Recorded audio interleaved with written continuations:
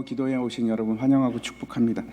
오늘도 이제 지난 시간에 이어서 성령의 은사에 관해서 우리가 이제 살펴볼 텐데, 특별히 그 중에서도 이제 방언과 예언에 관해서 또 계속 보도록 하겠습니다. 지난 시간에 이제 말씀을 드린 것 같이 예언과 그 방언에 대해서 이렇게 집중해서 말씀드리는 것은 그 첫 번째가 아마도 그 예배 가운데 방언과 예언하는 것이 문제가 되었을 것으로 이제 보이기 때문이기도 하고, 또 한 가지는 성령의 은사 중에서 이제 예언과 방언 같은 것이 특별하게 이제 밖으로 드러나는 그런 은사였기 때문이 아닌가 이렇게 생각을 합니다. 지난 시간에 이제 말씀드렸던 걸 다시 한번 말씀을 드리면은, 모든 은사는 교회의 덕을 세우기 위해서 사용되어야 합니다. 나를 위한 것이 아닙니다. 덕을 세우기 위한 것입니다.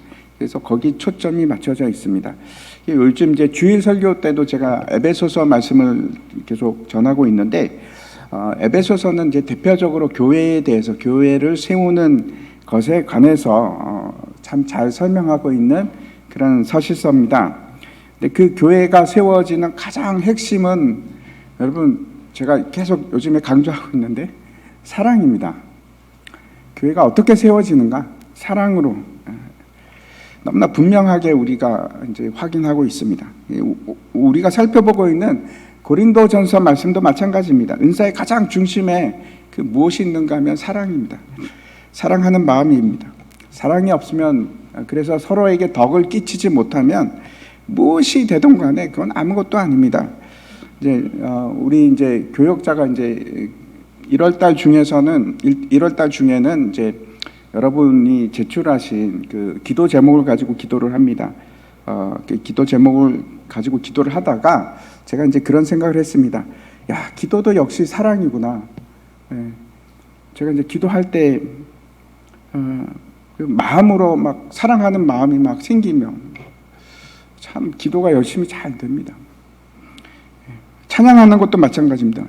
찬양하는 것도 하나님을 사랑하는 마음으로 찬양하는지, 그렇지 않은지, 성도를 사랑하는 마음으로 찬양하는지 너무나 다릅니다. 교회 밥을 할 때도 마찬가지입니다. 이거를 일로 하는지 아니면 사랑하는 마음으로 할지. 사랑하는 마음이 없으면 아무것도 아닙니다. 모든 사역이 다 그렇습니다. 우리가 드리는 예배도 그렇습니다. 하나님을 사랑하는 예배로 그렇게 드리는가, 아니면은 그렇지 않은가. 주님을 사모하는 마음으로 기도하고, 주님을 사모하는 마음으로 말씀을 듣고, 또 주님을 사랑하는 마음으로 기도하는가, 그게 예배입니다. 사랑이 모든 것의 중심에 있습니다.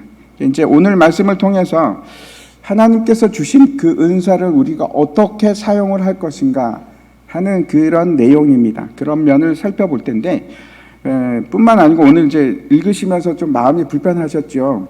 여자는 교회에서 잠잠하라. 이런 말씀이 있는데 도대체 이게 무슨 말씀인가 하는 것도 우리 함께 살펴봤으면 좋겠습니다. 20절 말씀 한번 보도록 하겠습니다. 20절 말씀 같이 다시 한번 읽겠습니다. 시작. 형제들아, 지혜에는 아이가 되지 말고 악에는 어린아이가 되라. 지혜에는 장성한 사람이 되라. 이 말씀은 지금 누구에게 하고 있는가 하면 그 앞에 내용에 있는 사람들입니다. 그 사람들이 누군가 하면 방언을 하는 사람들, 방언의 은사를 받은 사람들에게 하는 말씀인데, 앞에서 이제 무슨 얘기를 하는가 하면, 그게 검은고가 됐던, 그게 나팔이 됐던 소리가 나는데, 그 음이 정확하지 않고 무슨 소리인지 구별하지 못하면 그게 무슨 소용이 있는가, 무슨 의미가 있는가. 아무리 영으로 기도하고 축복을 한다고 할지라도 옆에 있는 사람이 아무도 알아들을 수 없으면 그게 도대체 어떻게 아멘이 나올 수 있겠는가, 그런 말씀을 합니다. 방언을 하는 것이 잘못된 것이 아니라 방언을 지금 잘못 사용하는 것입니다. 이게 통역 없이 회중 가운데서 방언을 하는 것은 지혜가 없는 일입니다. 지혜가 없는 일입니다. 그래서 아이같이 지혜 없이 행하지 말라, 이렇게 말씀을 합니다.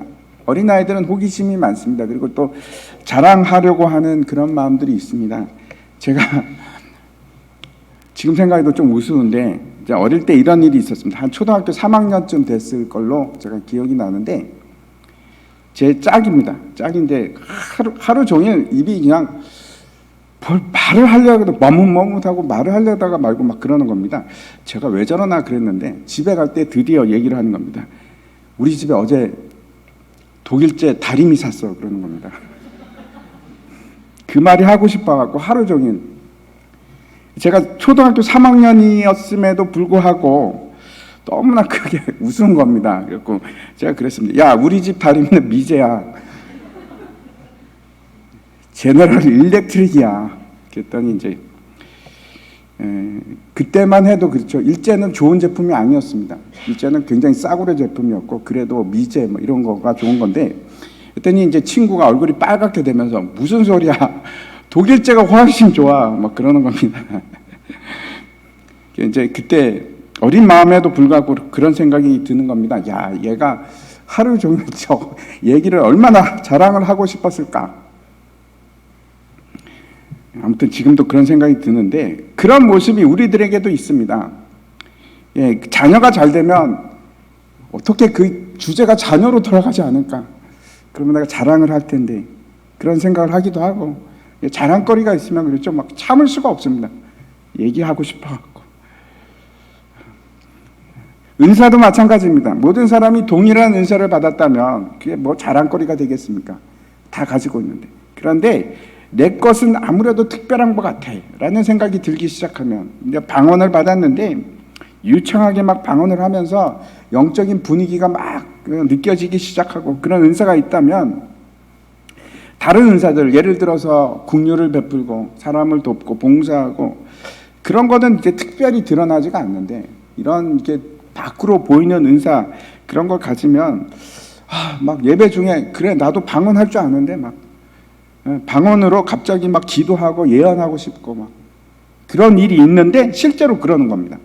사람들이 그 마음 중에는 이런 겁니다. 나도 뭔가가 갖고 있어. 나도 괜찮은 사람이야. 나도 그런 사람이야. 이런 걸 드러내고 싶은 겁니다. 그에 대해서 사도 바울이 뭐라고 하는가 하면 지혜 없는 아이같이 하지 마라. 악에 대해서는 어린아이가 되라. 그런데 지혜에 관해서는 장성한 사람, 성숙한 사람이 되라. 근데 이 이제 본문들을 보면은 여러분 이거는 굉장히 그 사도 바울이 화가 난 것처럼 막 아주 엄하고 격하게 계속 그 말투가 그런 말투입니다. 우리 말은 그렇게 표현이 잘 안 돼 있는 것처럼 보일지라도 너무나 지금 좀 약간 흥분한 상태 같은 그렇게 이제 책망하고 꾸짖는 그런 내용들입니다. 근데 너무나 이상하게 21절과 22절 말씀을 한번 보도록 하겠습니다. 그 구약 말씀인데 제가 한번 읽겠습니다. 율법에 기록된 바 주께서 이르시되 내가 다른 방언을 말하는 자와 다른 입술로 이 백성에게 말할지라도 그들이 여전히 듣지 아니하리라 하였으니 그러므로 방언은 믿는 자들을 위하지 아니하고 믿지 아니하는 자들을 위한 표적이나 예언은 믿지 아니하는 자들을 위하지 않고 믿는 자들을 위함이니라. 21절과 22절 말씀을 보면 마치 이제 어떤 말씀처럼 들리십니까? 이렇게 보입니다. 방언은 믿지 않는 사람들을 위한 거니까 그리고 예언은 믿는 자들을 위해서 하는 거니까 방언은 가능하면 성도들 간에 하지 말고 믿지 않는 자들에게 해라. 뭐 이렇게 그런 말처럼 들립니다. 그런데 과연 그런 건가? 너무나 이상한 것은 23절에 보면은 또 다른 말을 하는 것처럼 전혀 반대되는 얘기를 하는 것처럼 그렇게 말씀을 합니다. 이렇게 되어 있습니다. 그러므로 온 교회가 함께 모여 다 방언으로 말하면 알지 못하는 자들이나 믿지 아니하는 자들이 들어와서 너희를 미쳤다 하지 아니하겠느냐. 이러는 겁니다. 야, 너희가 만약에 방언을 얘기하는데 믿지 않는 사람들이 들으면 뭐라고 하겠냐? 너희 다 미쳤다고 그러지 않겠느냐? 이런 말입니다. 이게 어떻게 하라고? 무슨 말을 하라고 하는 건가? 이런 생각이 듭니다. 그래서 이 말씀이 무슨 뜻인지 알기 위해서는 그 구약, 인용한 구약의 그 21절에서 인용한 내용이 어떤 말씀인가 직접 찾아보는 것이 좀 필요합니다. 이사야서 28장에 있는 말씀인데 이런 말씀입니다. 그러므로 더듬는 입술과 다른 방언으로 그가 이 백성에게 말씀하시리라. 전에 그들에게 이르시기를 이것이 너의 안식이요 이것이 너의 상쾌함이니 너희는 곤비한 자에게 안식을 주라. 하였으나 그들이 듣지 아니하였으므로. 참 성경이 어렵습니다. 저렇게 읽어도 외국어처럼 보이시죠? 그 말을 하는 겁니다. 그 말, 바로 그 말입니다. 무슨 말씀인가 하면 예루살렘에 있는 이스라엘 백성들에게 하나님께서 심판에 관한 말씀을 하십니다. 뭐라고 하는가 하면 이스라엘 백성들이 하나님 말씀에 순종하지 않습니다. 하나님께서 여러 차례에 걸쳐서 선지자들을 보냅니다. 너희가 이렇게 하면 큰일 난다. 심판을 받을 것이다. 근데 그 말씀을 들은 이스라엘 사람들이 조롱합니다. 무슨 말씀인지 알아듣지를 못하는 겁니다. 조롱하고 비웃고 무슨 소리야. 우리는 애굽이 있는데, 우리 뒤에는 애굽이 있는데 우리가 왜 망해? 아무도 하나님의 말씀에 귀 기울이지 않는 겁니다. 예루살렘에 있는 사람들이 이렇게 생각합니다. 우리는 안전하다, 안전하다. 애굽이 우리를 도울 것이다. 이렇게 되면 하나님의 말씀이 뭐가 되는가? 방언이 되는 겁니다. 못 알아듣는 말이 되는 겁니다. 아무도 듣지를 못하는 겁니다. 그냥 얘기는 하는데 저게 무슨 소리야? 나하고 상관없어. 이렇게 되는 겁니다. 그래서 하나님의 말씀을 듣는 것이 너희의 안식인데 그렇지 못하다는 겁니다. 그래서 그 하나님의 말씀이 마치 방언처럼 되어서, 그래서 뭐라고 하는가 하면 여기서부터 또 참 재미있습니다. 하나님께서 아주 이걸 다시 한번 틀어서 말씀하시는데, 그래 너희가 내 말을 방언처럼 취급했으니까 너희에게 진짜 방언을 주겠다. 이게 무슨 말인가 하면 아수르 사람들이 쳐들어오는 겁니다. 근데 아수르 사람들은 아수르 말을 하는 겁니다. 그래서 진짜 방언입니다. 진짜 이제 정복을 하고 이스라엘에 들어와서 아수르 사람들이 말을 하는데 방언을 하면 그것이 너에게 어떻겠느냐? 고통이지요. 아수르 사람들이 와서 하는 말이 뭐 좋은 말 하겠습니까? 억압하고 착취하고 짓누르고 그런 얘기죠. 포로로 잡아가고 뭐 좋은 말을 하겠습니까? 점령군이. 그 방언이 너에게 무슨 의미가 있느냐? 너에게 고통이지 않느냐? 그 얘기를 하시는 겁니다. 오히려 형벌입니다. 참 굉장히 아이러니하는 말을 하는 건데, 너희가 알아들을 수 있는 말을 했더니 너희에게는 방언이 되었구나. 그러면 내가 진짜 너희에게 방언을 주마. 그것이 얼마나 너희에게 고통스러운지 알게 하리라. 이걸 누구한테 하는가? 방언을 하는 사람들에게 얘기하는 겁니다. 지난주에 이제 우리 교회에서 어린아이들 대상으로 헤브론 학교를 했습니다. 이제 캠프를 했는데, 거기 돕기 위해서 도우미로 우리 청년들이 많이 수고를 하셨습니다. 참 감사한데, 청년 중에 한 명이 이제 그런 얘기를 하는 겁니다. 하루 종일 영어만 듣고 영어만 얘기하니까 막 속이 이상해요. 그런 것 좀 이해하십니까? 저는 그런 경험이 많습니다. 저도 선교사였으니까 이란에 처음 갔을 때 언어를 잘 못하는데 막 초대를 하는 겁니다. 초대해서 가면 무슨 말인지 모르는데 그냥 웃으면서 듣고 있어야 되고, 하루 종일 얼마나 그게 고통스러운지 모릅니다. 이해도 안 가고, 마치 어떤 생각이 드는가 하면 내가 벌을 받고 있구나. 지금 듣지도 못하는 말 속에서 내가 벌을 받는 건 아닌가. 무슨 말씀인지 이해하시리라고 생각합니다. 지금 사도 바울이 하는 말이 아무 내용도 전달이 되지 않고 덕을 세우는 것도 아니고, 도대체 그게 무슨 소용이 되겠느냐? 방언을 한다는 것이 너희 자랑밖에 더 됐느냐? 그건 유익이 아니라 고통이다. 그렇게 얘기하는 겁니다. 그래서 지혜 있는 자 같이 하고 어린아이처럼 하지 말라. 제발 유치하게 좀 하지 마라. 이런 말씀입니다.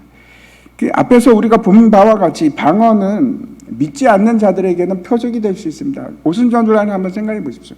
사람들이 오순절날 성령을 받고 밖으로 막 나가서 사람들에게 막 방언을 하니까 그게 성령의 표적이 됩니다. 야, 역사가 일어나고 있구나. 하나님께서 뭔가 일하시고 있구나 하는 표적이 될 수가 있습니다. 그런데 방언은 사람이 전혀 알아들을 수 없는 말을 하면은 저 미쳤나 보다. 야, 집단적으로 미쳤나 보다. 그러면 무슨 소용이 있겠느냐. 사람들이 미쳤다 하지 않겠느냐. 그런 말입니다. 예언도 마찬가지입니다. 예언이라는 것은 제가 다시 말씀드렸는데 앞날을 점치는 것이 아니고 내가 하나님의 말씀을 맡은 자로 하나님의 계시의 말씀을 사람들에게 선포하고 그대로 행하는 것을 예언이라고 합니다. 근데 그 말씀이 제대로 전달되지 않으면 앞에서 그 구약의 얘기를 했던 것처럼 방언이 되는 겁니다. 알아듣지 못하는 말이 되고 그 말씀이 예배 가운데서 모든 사람을 통해서 선포가 되면 지금 뭐라고 하냐면 그러면 사람들이 마음에 찔림을 받고 야, 진리를 깨닫게 될 수 있지 않느냐. 얼마나 좋은 일이냐. 그렇게 얘기하는 겁니다. 그래서 우리가 첫 번째 생각해야 될 것은 어떤 건가 하면 나는 주님께서 우리에게 주신, 나에게 주신 은사를 합당하게 사용하고 있는가. 여러분 모두 한번 생각해 보시기 바랍니다.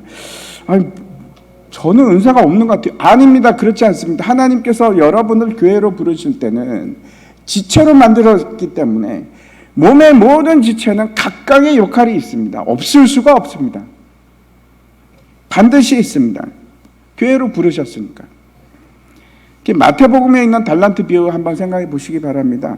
하나님께서 우리에게 값없이 주신 모든 것이 다 은사입니다. 달란트도 은사고, 구원도 은사고, 우리에게 주신 사랑도 은사고, 은혜도 은사고, 다 은사입니다. 이게 어떻게 되었든지 예수님께서는 우리에게 성령을 보내주셨고 그 성령을 통해서 반드시 다른 지체와 연결하고 다른 지체를 돕게 하기 위해서 뭔가를 주셨습니다. 뭔가 연결고리를 주신 겁니다. 그게 은사입니다. 어떤 사람은 다른 사람의 말을 잘 듣는 은사도 주셨고 어떤 사람은 또 잘 섬기는 은사를 주시기도 하고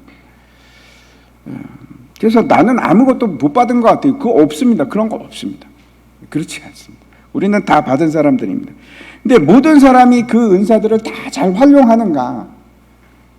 아니요. 그렇게 활용하지 못하는 사람들이 참 많습니다. 그냥 땅속에 묻는 것처럼. 그러면 어떻게 하는가 하면 하나님께서 나중에 이 게으르고 악한 종아 그러십니다. 내가 너를 교회를 세우기 위해서 교회로 불렀는데 너는 그걸 땅에다 파묻고 아무 일도 안 하는구나. 악하고 게으른 종아. 그렇게 되는 겁니다. 잘 사용해야 됩니다. 은사를 합당하게 사용해야 되는데 예를 들어서 그 예언의 은사 앞에서 말씀드린 것처럼 하나님의 일들이 드러나게 하고 그걸 통해서 하나님께서 참 우리 가운데 계시구나 하는 것을 드러낸다면 그렇게 사용이 되면 얼마나 좋습니까? 예를 들어서 남을 지도하고 또 남을 인도하는 그런 은사를 받으신 분들이 있으면 그것이 늘 덕이 되어야 되는 겁니다. 늘 세우는 일이 되어야 되는 건데 근데 그 일이 오히려 사람들에게 불만을 일으키고 사람들 상처내게 하고 그건 은사를 잘못 사용하는 겁니다. 봉사하는 은사를 받았는데 그래서 남들을 위해서 교회에 봉사를 해야 되는데 근데 오히려 그 봉사하는 일이 사람들에게 걸림돌이 돼가지고 사람들을 힘들게 하고 때로는 사람들을 고통스럽게 하고 봉사를 하는데도 봉사 자체가 고통이 되는 겁니다. 많은 사람들에게 그럴 수 있습니다. 그 은사를 지금 잘못 사용하는 겁니다. 차라리 그럴 때는 그 은사가 절제가 돼야 되는 겁니다. 절제 또한 하나님이 주시는 은사입니다.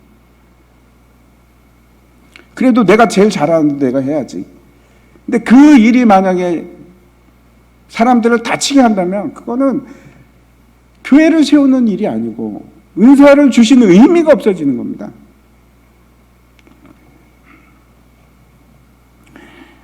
그럼에도 불구하고 우리는 늘 내 중심적이기 때문에 이런 생각을 합니다. 야, 내가 문제가 아니고 저 사람이 문제지, 저 집사님이 문제지, 내가 문제가 아니야. 이렇게 생각할 수 있는 겁니다. 여전히 내 중심적이 되어서. 물론 맞습니다. 그분의 문제일 수도 있지만 동시에 나의 문제입니다. 나의 문제입니다. 그래서 나는 은사를 잘 사용하고 있는가? 어떻게 해야지 잘 사용하는가? 생각해 보시기 바랍니다. 은사는 그렇죠. 활용하셔야 됩니다. 활용하셔야 되는데 잘 사용하셔야 됩니다. 잊지 마시기 바랍니다. 은사를 사용한다는 것은 늘 기준이 다른 사람에게 있습니다. 내 실력을 발휘하고 내 재능을 뽐내고 그런 데 있지 않는 겁니다. 내 재능을 자랑하고 그건 더더욱 아니고 목적은 늘 똑같습니다. 다른 사람을 세우는 데 있습니다. 방해가 된다면 그걸 지금 내가 은사를 사용하는데 그게 다른 사람을 세우는데 방해가 된다면, 덕이 되지 않는다면, 오히려 고통이 된다면 그거 중재하셔야 되는 거예요. 그 절제를 하셔야 되고, 절제 역시 성령의 은사 중에 하나입니다. 그렇죠? 열매 중에 하나입니다. 오래 참는 것도 성령의 열매 중에 하나고, 은사를 사용하실 때 거기에다가 뭘 치는가 하면 듬뿍 사랑을 계속해서 양념 뿌리듯이 막 듬뿍 사랑을 넣으셔야 됩니다. 그래서 덕을 세우셔야 됩니다. 그게 교회를 세우는 일입니다. 두 번째, 우리가 어떻게 은사를 사용할 것인가 26절 말씀 한번 보도록 하겠습니다. 같이 한번 읽겠습니다. 시작. 그런즉 형제들아 어찌할까? 너희가 모일 때에 각각 창송시도 있으며 가르치는 말씀도 있으며 계시도 있으며 방언도 있으며 통역함도 있나니 모든 것을 덕을 세우기 위하여 하라. 여기 보면 어떤 사람은 찬송시를 하기도 하고 찬송가를 부르기도 하고, 어떤 사람은 가르치는 일도 하고, 어떤 사람은 하나님으로 받은 말씀을 선포하기도 하고, 또 어떤 사람은 방언을 하기도 하고, 또 어떤 사람은 통역도 하고. 그래서 모든 사람이 그러면 지금 예배입니다. 그렇죠? 지금 분명히 저 일은 예배에 관한 얘기입니다. 모일 때라고 되어 있으니까 예배를 드리면은 그러면 모든 사람이 저런 은사를 다 드러내는가? 그렇지는 않습니다. 다 기회가 주어지는가? 아니요, 그렇지도 않습니다. 기도하는 사람이 다 기도하는 것도 아니고, 그렇죠? 노래하는 사람이 다 노래하는 것도 아니고, 아마도 많은 사람은 저 순서에 들어가 있지 않았을 겁니다. 대부분의 많은 사람들은 그냥 일반 회중 중에 가운데 있었을 것으로 생각을 합니다. 그런데 이 모든 것의 이유가 뭐라고 하는가? 덕을 세우기 위하여 하라. 덕을 세우기 위함이다. 그렇게 얘기를 합니다. 그리고 방언과 통역에 대해서 말씀을 하는데, 누군가 방언을 말할 때는 기도를 한다면 많이 하지 말고 그 다음에 나오는 얘기입니다. 두세 사람만 하라. 그리고 한 사람은 반드시 통역을 하는 것이 좋겠다. 왜 그런지 앞에서 말씀을 드렸죠. 그게 무슨 뜻이지 알지도 못하면 그게 무슨 소용이 있겠는가. 만약에 통역하는 사람이 없으면 뭐라고 하는가 하면 잠잠하라, 하지 마라. 그렇게 말씀을 합니다. 그리고 하나님과 자기 사이에만 말하라. 또 예언하는 자가 있으면은 이것도 너무 많이 말하지 말고 예배 드릴 때 딱 두세 사람만 하라. 이렇게 말씀합니다. 그리고 또 이제 첨언해서 하는 말씀이 그것이 하나님으로부터 왔는지 반드시 분별하라. 그렇게 말씀을 하고 합니다. 예언이 가치가 있고 그 예언도 또 가치가 있음에도 불구하고 남용이 되거나 아니면은 이게 분별이 되지 않으면 안 됩니다. 그래서 우리 중에서도 어떤 사람이 예언을 할 수 있습니다. 예언이라는 것 다시 말씀드립니다. 하나님의 말씀을, 계시의 말씀을 선포하는 겁니다. 근데 그 말이 진짜 하나님으로부터 온 것인지 어떻게 분별을 할 것인가, 몇 가지 아주 중요한 점들이 있습니다. 첫 번째는 예언을 누가 하면, 하나님의 계시의 말씀을 하면 이것이 하나님을 영화롭게 하는 것인가, 이게 첫 번째입니다. 이게 사람을 영화롭게 하는 것인가, 하나님을 영화롭게 하는 건가. 하나님을 영화롭게 해야 됩니다. 예언은 그런 겁니다. 두 번째는 이 말씀이 성경과 조화를 이루는가. 성경과 전혀 안 맞다. 그럼 가짜입니다. 그렇죠? 이건 하나님으로부터 온 것이 아닙니다. 세 번째 아주 중요한 것이 있습니다. 이게 교회의 덕을 세우는 일인가, 아니면 사람의 덕을 세우는 건가. 교회의 덕을 세워야 됩니다. 그 다음에 네 번째는 이 예언을 하는 사람이, 하나님의 말씀을 선포하는 사람이 사랑으로 하고 있는가. 사랑으로 하고 있지 않다면 이거는 하나님으로부터 온 것이 아닐 수 있습니다. 마지막 5번째는 이 사람이 성령의 열매를 맺고 있는 사람인가? 그것이 아주 중요한 판단 기준이 됩니다. 보통 사는데 이 사람이 자기 마음대로 멋대로 그렇게 세상 속에서 살아가는 사람이, 그 사람이 예언을 하면 그게 하나님으로부터 온 예언일까요? 하나님의 말씀일까요? 그럴 리가 없습니다. 사람을 볼 때 성령의 열매로 판단하셔야 됩니다. 열매를 보면은 그 나무가 무엇인지 우리가 알 수 있습니다. 성령의 열매를 전혀 맺지 못하고 자기 욕심만 부리는 사람이라면 하나님이 그 사람을 사용해서 하나님의 말씀을 선포하게 하실까요? 그럴 리가 있겠습니까? 오늘날도 마찬가지입니다. 그런 일은 없습니다. 하나님께서는 누구를 통해서 말씀을 선포하게 하시는가? 하나님의 사람을 통해서 선포하게 하십니다. 기억하시기 바랍니다. 이제 30절과 31절 한번 보도록 하겠습니다. 같이 한번 읽겠습니다. 시작. 만일 곁에 있는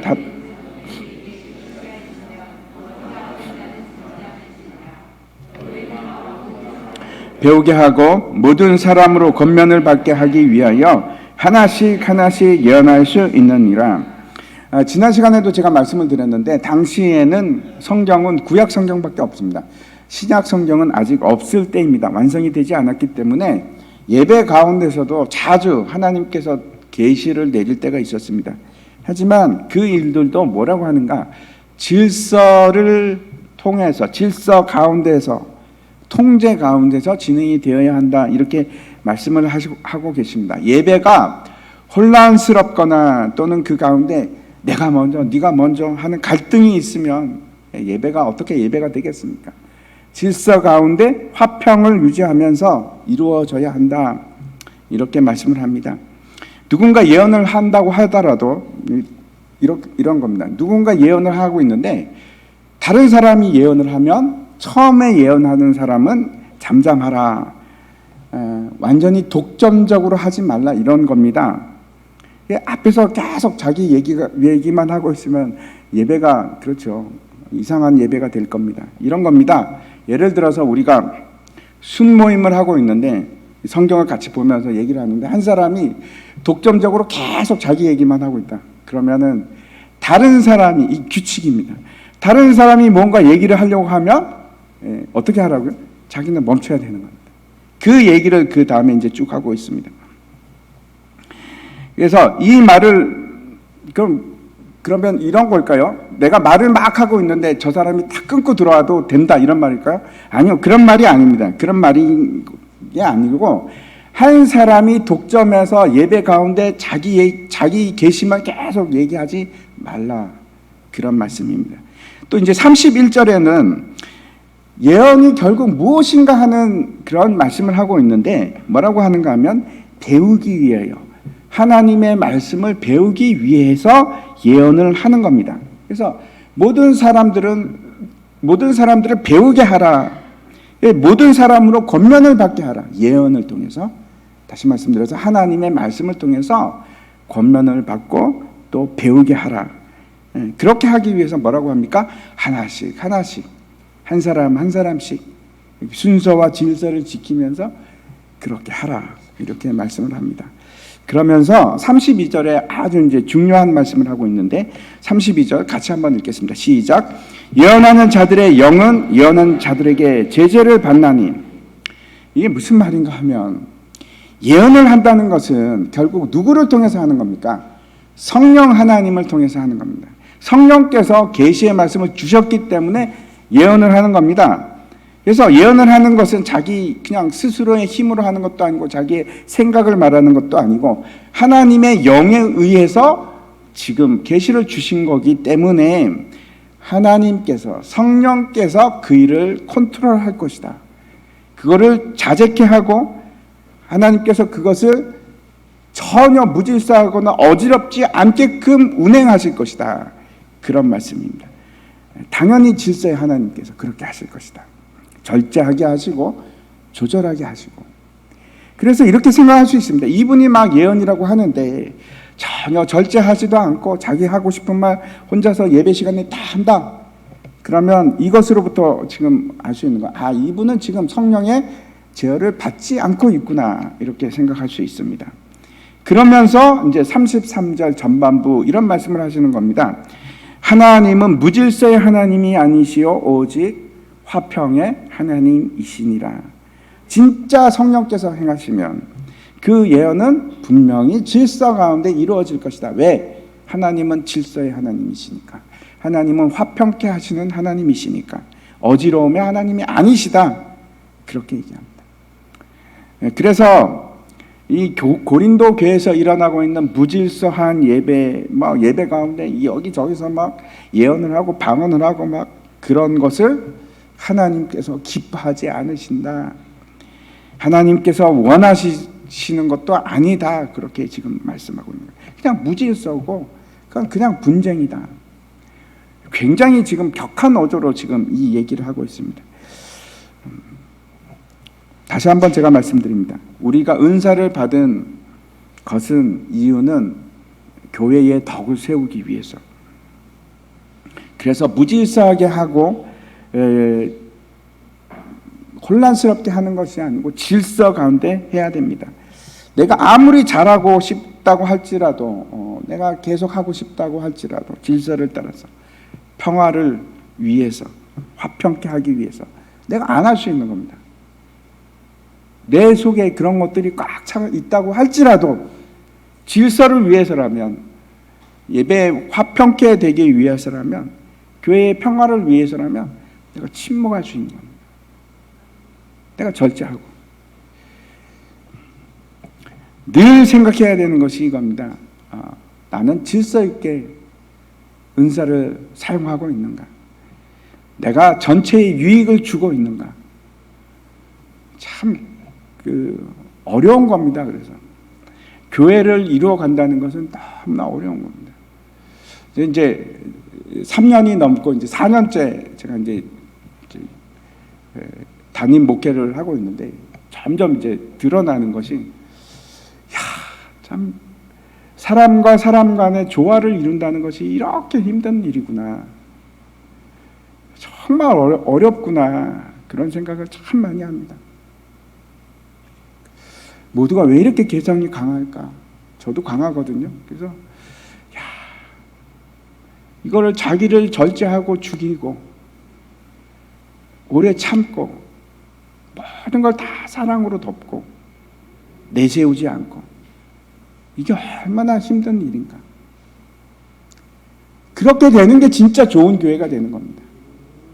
교회가 막 크고 막 그런 게 좋은 교회고, 진짜 세워지는 교회가 아니고 성숙한 사람들이 많아지는 거. 소망교회에서 성숙한 사람들이 많아서 어떤 사람들이 와도 다 포용이 되고 받아들여지고 감당이 되고 늘 질서가 유지가 되고 늘 평화가 유지가 되고, 그게 진짜 좋은 교회입니다. 어린 나이 같지 않은 교회, 어른들이 있는 교회. 근데 그게 저는 몰랐습니다. 사실 제가 제대로 목회를 한 적이 없으니까요. 근데 하나님께서 이런 걸 요구하시는구나. 교회를 세운다는 것이 이런 거구나. 한 사람 한 사람이 성숙해지지 않으면 교회가 안 되는 겁니다. 깨지고 갈라지고 싸우고 서로 상처 주고, 그래서 또 교회 떠나고, 상처 준 사람은 준 줄도 모르고.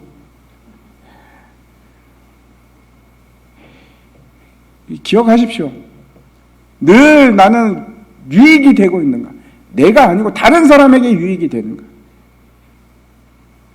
그게 거룩한 겁니다.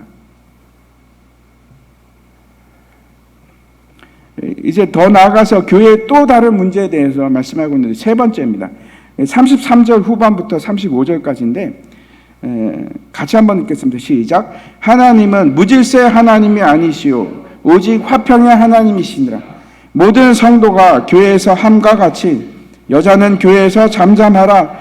그들에게는 말하는 것을 허락함이 없나니 율법에 이른 것 같이 오직 복종할 것이요. 만일 무엇을 배우려거든 집에서 자기 남편에게 물을지니 여자가 교회에서 말하는 것은 부끄러운 것이라. 여자분들에게 굉장히 상처가 될 수 있는 마음이 아픈 그런 말일 수도 있는데, 그럽니다. 여자는 교회에서 잠잠하라. 그러면 어떻게 해야 됩니까? 여자 집사님들, 권사님들은 아무 말도 안 해야 됩니까? 그런 말일까요? 굉장히 오랫동안 이 구절이, 이거 말고도 이제 디모데 전서에서도 비슷한 말이 있는데, 여자들에게 가르침은 허용되지 않았다, 이런 말씀이 있는데, 이 말씀이 상황을 떠나서 언제나 여자는 그러해야 한다라는 것이 굉장히 오랫동안 지배적으로 그렇게 가르쳐져 왔습니다. 그렇게 이해해 왔고. 그런데 생각해 보십시오. 교회 수많은 일꾼들이 여자였습니다. 초대교회도 마찬가지입니다. 만약에 그러면 교회가 어떻게 진행이 되겠습니까? 여자 성도들이 아무 말도 안 한다. 그러면 교회가 존재가 가능할까요? 이게 과연 그런 말인가? 다시 이제 34절 보면은 잠잠하라 하는 말이 있는데, 이거는 현재 명령형 동사입니다. 근데 여기만 나오는 것이 아니고 28절에도 나오고 30절에도 똑같은 단어가 똑같은 형태로 나옵니다. 근데 처음에는 어떻게 했냐면 방언하는 사람들에게 잠잠하라. 예언하게, 그 다음에 두 번째는 예언하는 사람들에게 잠잠하라. 그리고 세 번째 나온 것이 여자들은 잠잠하라. 이렇게 나오는 겁니다. 그래서 이거는 일반적인 금지 명령이 아니라 이게 똑같은 방법으로 사용되지 않고 여기만 다르게 사용되었으면 요거는 그러면 이거 절대적인 진리를 얘기하는 건가 보다 할 수 있는데, 그게 아니고 앞에서 무질서하게 방언했던 경우와 그다음에 예언하는 것도 또 마찬가지. 그거 막 질서 없이 막 예언하는 거, 잠잠하라 할 때와 똑같은 맥락으로 지금 여자들에게 그렇게 얘기하는 겁니다. 다시 말씀드려서 이거는 말하지 말라는 것이 아니고, 제발 그 고린도 교회에서 여자들이 지금 예배 가운데 막 소란스럽게 떠들고 있는데 제발 좀 그러지 말라는 겁니다. 이런 일이 굉장히 자주 있었던 것 같습니다. 당시 이제 여자들은 교육을 시키지 않습니다. 여자들은 교육을 받지를 못합니다. 근데 이제 예배 가운데 그러는 겁니다. 남편한테 여보 좀 저게 무슨 말이야? 이거 막 질문을 하기도 하고, 그 다음에 떠들기도 하고 서로 얘기하기도 하고 하면서 예배를 굉장히 소란스럽게 했던 것 같습니다. 그런 일을 일절하지 말라는 겁니다. 그러면서 34절에 오직 복종할 것이요. 이 말은 당시에 문화가 이해가 되어야 하는데 모든 주권이 남성들에게 있습니다. 그래서 마치 지금 이제 아이들이 떠들면은 뭐라고 합니까? 그 남편에게, 그 부모에게 가서 아이 좀 조용히 좀 시켜주십시오. 이렇게 우리가 얘기할 수 있지 않겠습니까? 똑같습니다. 여자들 역시 당시에 주권자가 누군가 하면 남편입니다. 그래서 남편의 권위에 순복해서 조용히 하라. 그러면 그렇게 하라는 겁니다. 제가 이제 신방을 갈 때도 이런 일이 이제 종종 있습니다. 이제 보통 신방을 가면 마르다가 있고 마리아들이 있습니다. 그래서 이제 마르다는 예배 드리는 거 별로 중요하지 않고 막 빨리 막 목사님 오셨으니까 뭔가 준비하고 막 대접해야 되고, 그래서 막 열심히 이제 그런 거 준비하십니다. 근데 신방 드리러 갈 때는 예배 드리러 가는 거지 먹으러 가는 거 아닙니다. 그래서 별로 중요하지 않습니다. 대접하는 건 전혀 괜찮습니다. 근데 때로는 그런 일 때문에 막 준비하고 다른 일 때문에 예배가 소란스럽게 될 수도 있습니다. 그런데 지금 고린도 교회도 딱 그런 상황입니다. 아주 자주 예배 가운데 소란스럽게 막